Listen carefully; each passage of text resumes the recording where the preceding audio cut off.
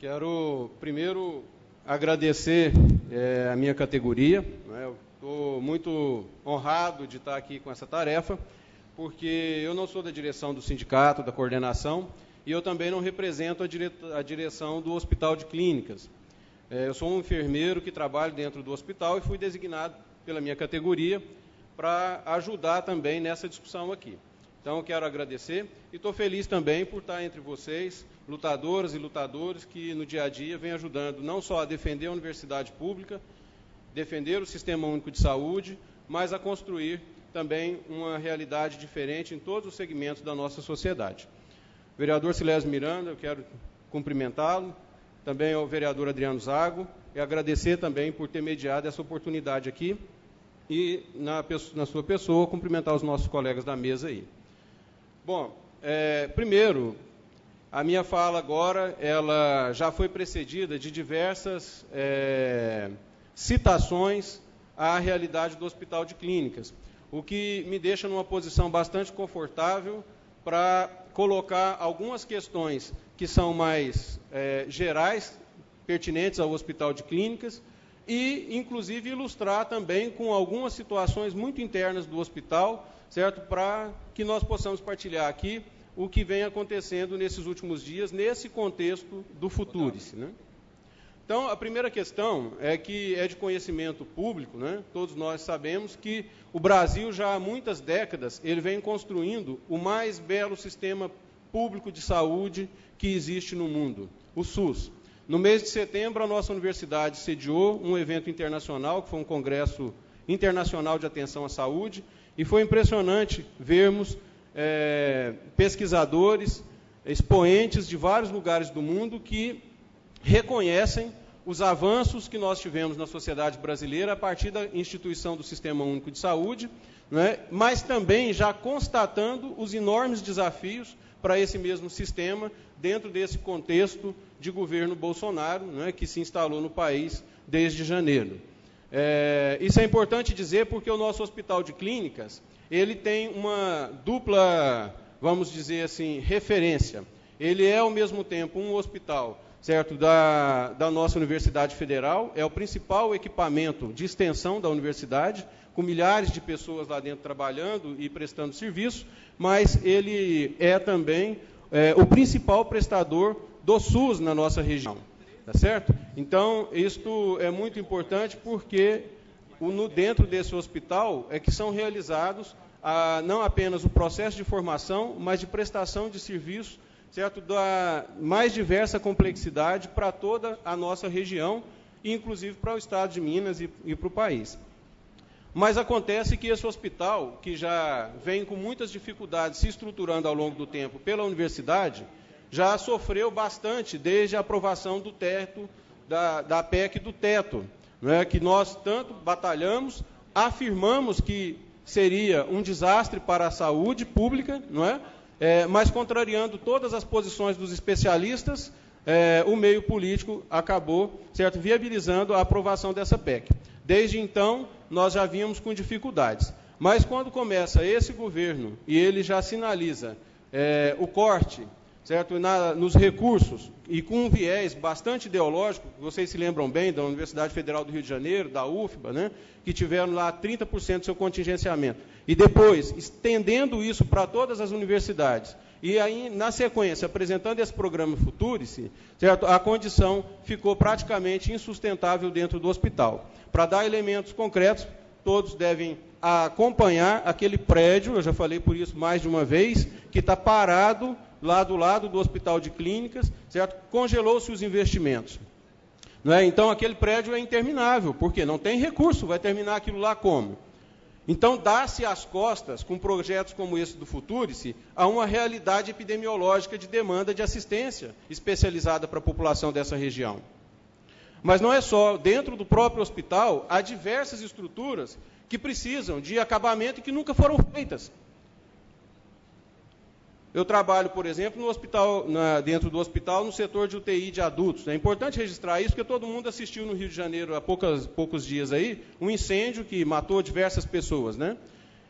Essa nossa UTI fica no 5º piso, ela não tem saída de emergência. Se pegar fogo ali em algum andar, morre todo mundo. Por Por que não tem? Não tem porque no afogadilho da falta de recursos, essa UTI começou a funcionar, certo? Ficou-se de fazer uma saída de emergência que nunca saiu do papel. Tem o projeto, mas não tem dinheiro, não tem recurso. Isso é investimento. Nós temos lá um potencial, tem um laboratório de função pulmonar, eu só vou dar mais esse exemplo sobre investimento, que tem potencial para realizar 800 espirometrias, por exemplo, não se faz uma hoje. Por quê? Porque faltam instalações, tem laboratório de polissonografias para ser implantado, tem ação do Ministério Público, a gente vê isso nos jornais, né, para instalar, mas instalar como? Não tem o recurso. Então, assim, no custeio, o Mário Júnior já citou bem, né, nós tivemos esse processo de precarização absoluta das trabalhadoras que prestam serviço via RCA, é o nome da empresa que cortou a insalubridade, é importante, é uma audiência pública e é um contrato público, então, né, é RCA. Agora, onde já se viu, a despeito desse governo desastroso ter mexido tanto na política de proteção ao trabalhador, onde já se viu definir corte de adicionais de insalubridade, que já é um método precário de compensação, com base na perda de valor de contrato. Você analisa o mérito de exposição aos riscos que esse trabalhador está submetido. Mas é nessas condições que os trabalhadores estão atuando dentro do hospital. E pode, fora, né, o subdimensionamento, que onde você tinha 10 trabalhadoras, hoje você tem 4, 3. Certo? Então, esse é o cenário. Mas não é só. Pensem na questão da formação. Nós perdemos inúmeras bolsas. Assim que foi anunciado o Futures, e que começou o corte das verbas, que a gente dá nomes técnicos, mas, na verdade, o dinheiro deixou de vir, nós perdemos dezenas de estagiários. E é importante partilhar isso, porque teve estudante que, no dia seguinte que ele foi comunicado da perda da bolsa, ele parou de frequentar as aulas. E são pessoas que não têm outra forma de estudar, certo? Não é porque ele vive da bolsa no sentido de atividade econômica. É que a bolsa viabiliza não apenas a sua sobrevivência, mas como uma perspectiva de transpor essa dificuldade circunstancial com a construção da sua formação e do seu conhecimento. E aí, como é que a comunidade lá está enfrentando isso? Setores que tinham 4 bolsistas, eles estão sorteando quem vai perder a bolsa. Em alguns setores esse é o critério. Outros setores estão olhando o critério de renda. Quem tem um pouquinho mais, pelo menos em tese, né, de condições de sobrevivência, são excluídos do processo de bolsa. Muitos trabalhadores estão partilhando para manter, fazendo vaquinha, para manter a bolsa de estudantes até o final do ano, para ver se garante a formação, porque o povo é mais solidário do que os irresponsáveis que assumiram o comando desse país. Então, esse é o contexto. Esse é o contexto dentro do próprio hospital de clínicas. Eu quero caminhar para encerrar aqui, dizendo que, para além de tudo isso, eu sou servidor técnico-administrativo, né? E os nossos trabalhadores estão vivendo um momento de grande tensão, em função também de um processo de transição na gestão que está se dando com a chegada da EBSER, da Empresa Brasileira de Serviços Hospitalares, que é uma empresa pública do governo federal. Essa empresa pública, né, que já houve, né, como foi bem denunciado aí pelas entidades no próprio Conselho Universitário, teve a sua superintendência nomeada sem ser discutido com a comunidade.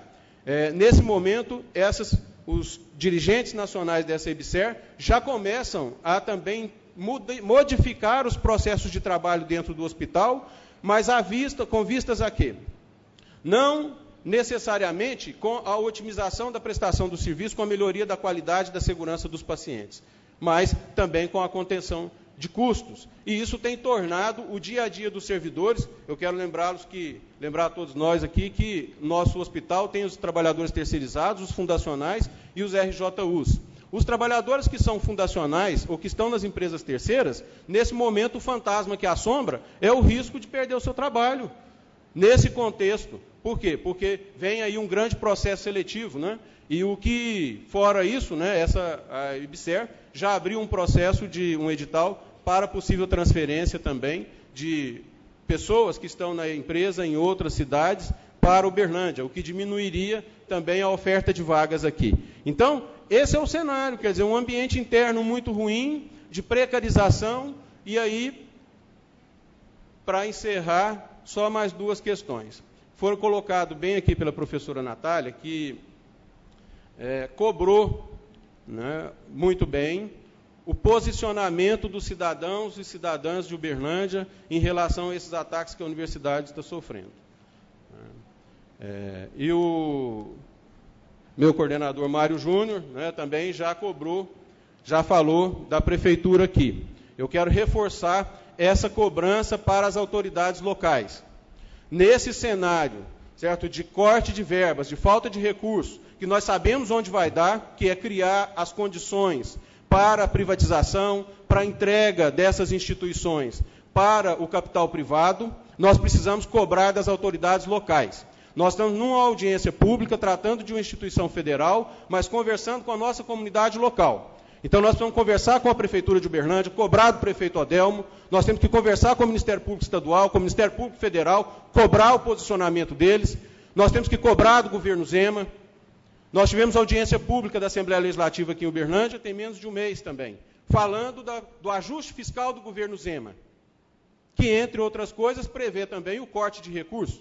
A nossa Superintendência Regional de Saúde aqui, que inclusive tem relação com o hospital também, já está com a sua farmácia especializada desabastecida, já tem contratos em atraso.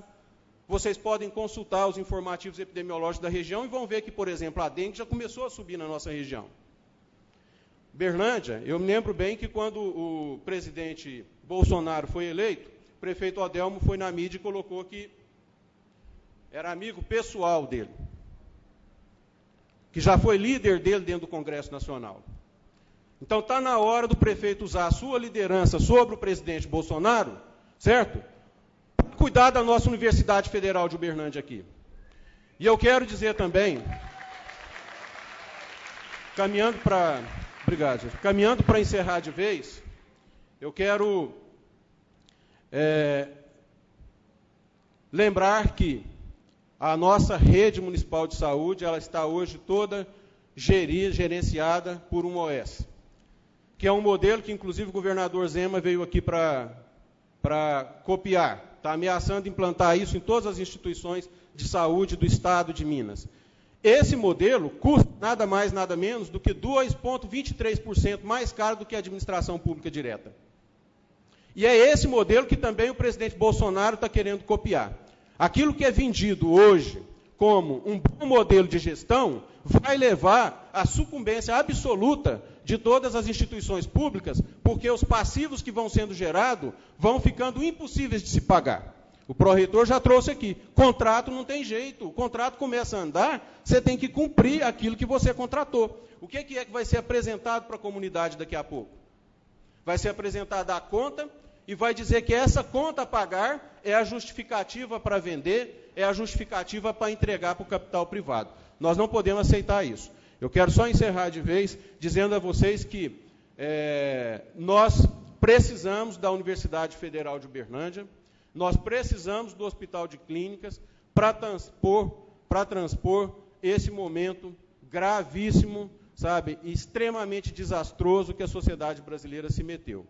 Nós temos que ter um legado para entregar para gerações futuras. Nós não podemos permitir que essas pessoas que muito pouco fizeram para o país até hoje destruam o que já foi colocado aqui, uma construção, certo, centenária de instituições públicas. E eu vou encerrar pedindo licença ao vereador Silésio, porque nós perdemos um grande lutador, tem menos de uma semana, que era o nosso querido Tiago Adão Lara, que frequentou essa cidade, foi importante na formação de muitos lutadores e lutadoras também dessa cidade aqui, sempre defendeu as instituições públicas, mas, para além disso, sempre teve uma postura muito ética, sabe, e contribuiu para a formação moral de muita gente. Com certeza, se esses cidadãos e cidadãs, se esses personagens que vêm destruindo as instituições públicas no Brasil tivessem tido a oportunidade de conhecer o Tiago ou estudar com o Tiago, com certeza a nossa realidade seria diferente.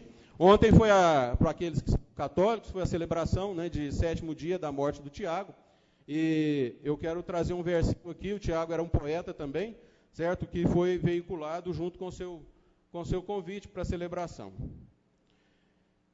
Eu quero sonhar, me deixem sonhar.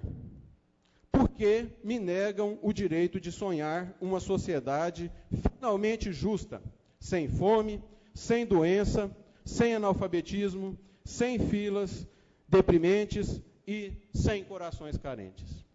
Então, Tiago Adão Lara, presente. Muito obrigado. Obrigado, Sebastião Elias.